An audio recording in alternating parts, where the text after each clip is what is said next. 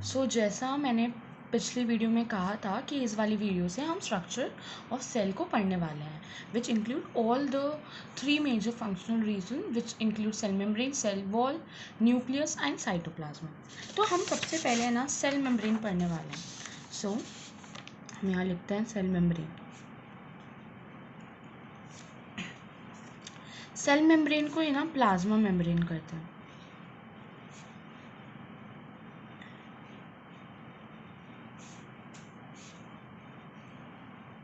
ठीक है। अब जो सेल मेम्ब्रेन होता है ना, वो क्या होता है? ठीक है, तो फॉर एग्जांपल ये एक सेल है, हम एक प्लांट सेल लेते हैं। ठीक है, ये प्लांट सेल है और मैं थोड़ा ढंग से बना रही हूँ, मतलब जो ये अभी प्लाज्मा मेम्ब्रेन, सेल वॉल है ना, ये सब सेल का ही पार्ट है, बट मैं थोड़ा डिस्टिंग्विश करने के लिए इसको डिफरेंट डिफरेंट पेन से बना रही हूँ।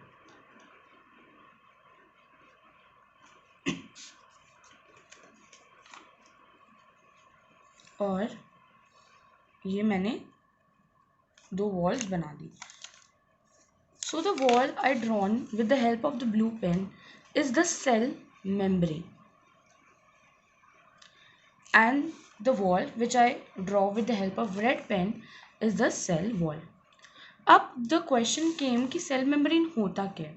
तो cell membrane एक कवरिंग होती है जो एक सेल को एनवलप कर लेती है, नहीं तो एक सेल को कवर कर लेती है। ठीक है, अब ये सेल को कवर कर लेगी, जैसे फॉर एग्जांपल ये कोई सी भी चीज़ है, हमने बोल दिया कि ये ग्लास है। ठीक है और ये ग्लास के टॉप पे हमने एक फिल्टर पेपर लगा दिया, ये फिल्टर पेपर था हमारा,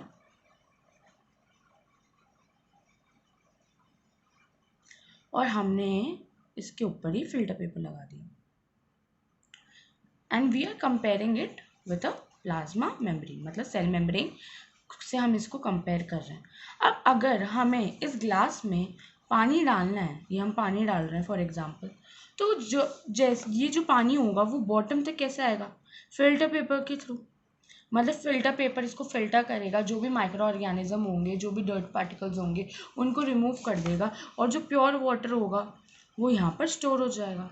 तो ऐसे ही हमारी प्लाज्मा मेम्ब्रेन होती है। जो प्लाज्मा मेम्ब्रेन होती है ना, वो सेलेक्टिव परमेबल होती है। अब है ना, जब हम ये प्लाज्मा मेम्ब्रेन पढ़ेंगे ना, तो हम बहुत बार इस वर्ड को पढ़ेंगे कि सेल मेम्ब्रेन होती है ना, वो सेलेक्टिव परमेबल होती है। अब सेलेक्टिव परमेबल का मतलब क्या है? तो हम इसको बहुत सिंपली समझ सकते हैं कि जो सेल मेम्ब्रेन है ना, उसकी है ना यहाँ पर दादागिरी चलती है। ठीक है, मतलब उसका है ना यहाँ पे राज चलता है। सेल मेम्ब्रेन ही अलाउ करेगी कि सेल में कौन सा सब्सटेंस आए और कौन सा ना आए। तो ये क्या करती है? परमिशन देती है कुछ पार्टिकल्स को,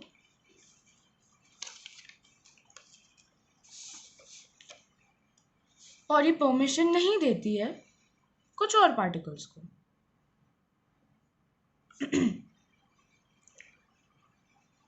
फॉर एग्जाम्पल टॉक्सिन है, समझ लो कोई टॉक्सिन है और प्लाज्मा मेम्ब्रेन को पता है ये टॉक्सिन है, और प्लाज्मा मेम्ब्रेन को पता है, ये हमारी प्लाज्मा मेम्ब्रेन है, इसको पता है कि अगर ये अंदर आएगा ना तो हमारा जो सेल है ना वो डिस्ट्रॉय हो जाएगा। तो क्या आने देगी प्लाज्मा मेम्ब्रेन टॉक्सिन को? नहीं, क्योंकि सेलेक्टिव परमेबल है, ये परमिट करता है और अलाउ करता है, जो हमारा सेल मेम्ब्रेन है वो अलाउ करता है और परमिट करता है कि कौन सी चीज़ अंदर आए और कौन सी चीज़ बाहर जाए, या कौन सी चीज़ को अंदर आना चाहिए, कौन सी चीज़ को अंदर नहीं आना चाहिए। तो दैट्स इट।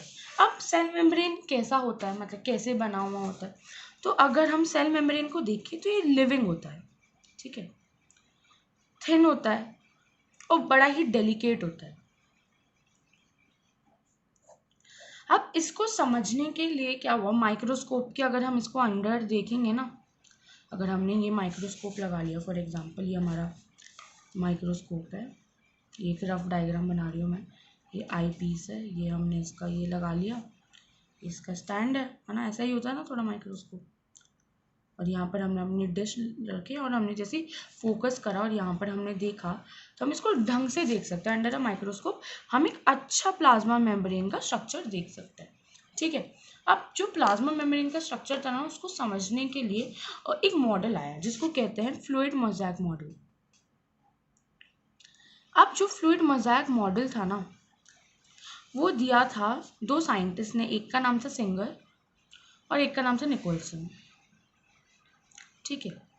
वो दोनों आए और उन्होंने बहुत ही इंपॉर्टेंट चीज़ बताई प्लाज्मा मेम्ब्रेन के बारे में कि ये प्लाज्मा मेम्ब्रेन ना बाइलेयर होता है। क्या होता है? बाइलेयर होता है। और उन्होंने दो चीज़ और बताई कि जो बाइलेयर होता है ना, वो किसका बना हुआ होता है? फॉस्फोलिपिड का बना हुआ होता है। अगर आपसे कभी भी कोई पूछे कि सेल मेम्ब्रेन कॉन्स्टिट्यूट कौन कौन सी चीज़, तो हम पहली चीज़ बोलेंगे फॉस्फोलिपिड, दूसरी हम बोलेंगे प्रोटीन, तीसरी हम बोलेंगे पॉलीसैकेराइड और चौथी हम बोलेंगे कोलेस्ट्रॉल। अब जो फॉस्फोलिपिड होता है ना, वो की एलिमेंट होता है, मतलब वो 75% अमाउंट में प्रेजेंट होता है। तो की एलिमेंट हो गया, सबसे ज़्यादा क्या होता है? फॉस्फोलिपिड ही प्रेजेंट होता है।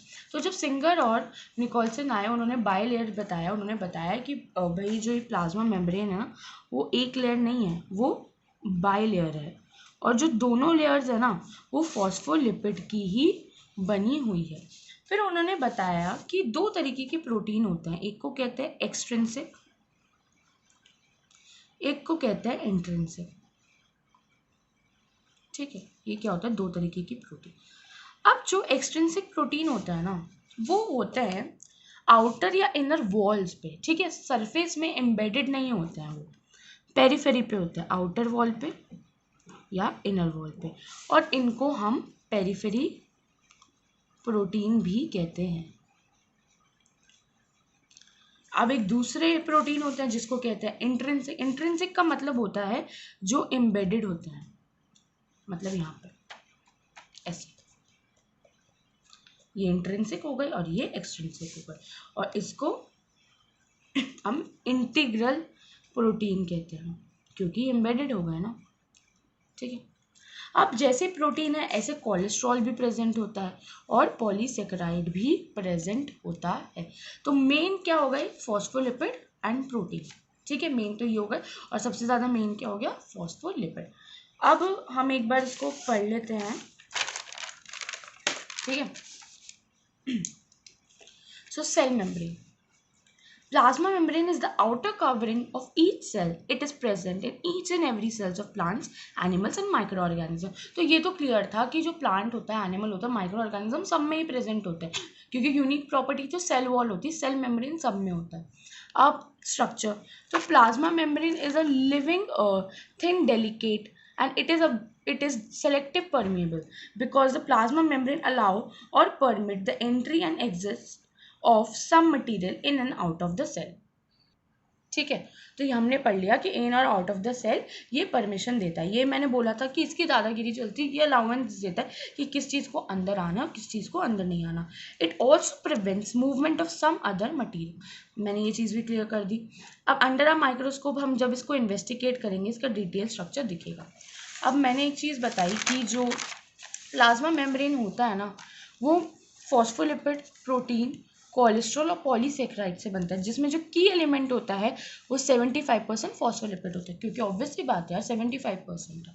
अब I told you about the fluid mosaic model, हम एक बार इसको रीड कर लेते हैं। बिल्कुल वो ये जो मैंने बताया था कि 1972 Singer and Nicolson suggested a model called the fluid mosaic model to explain the ultrastructure of the plasma membrane or any other membrane of the cell. According to them, plasma membrane is made up of bilayer of phospholipid.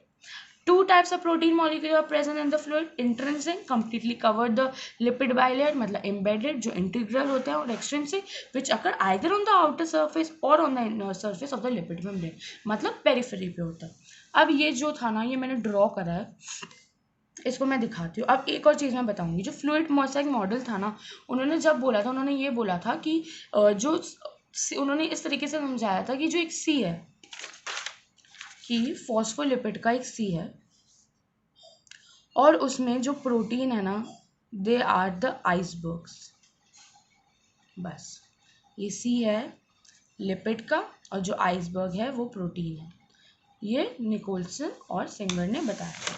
अब मैंने ये जो figure है ना वो मैंने बनाया है, इसमें मैंने ढंग से बताया है कि ये जो एलिमेंट ऊपर ऊपर दिख रहा है ये हो गया कोलेस्ट्रॉल, ये हो गया ग्लाइकोलिपिड, ये हमें है, ये हमारा अंदर बाहर है पेरिफेरी पे, तो ये हमारा हो गया एक्सट्रिंसिक प्रोटीन मॉलिक्यूल, ये हमारा अंदर तक एम्बेडेड है, तो ये हमारा इंट्रिंसिक हो गया। अब जो हमारा बाइलिपिड लेयर होती है ना उसमें हेड होता है और टेल होता है, ठीक है।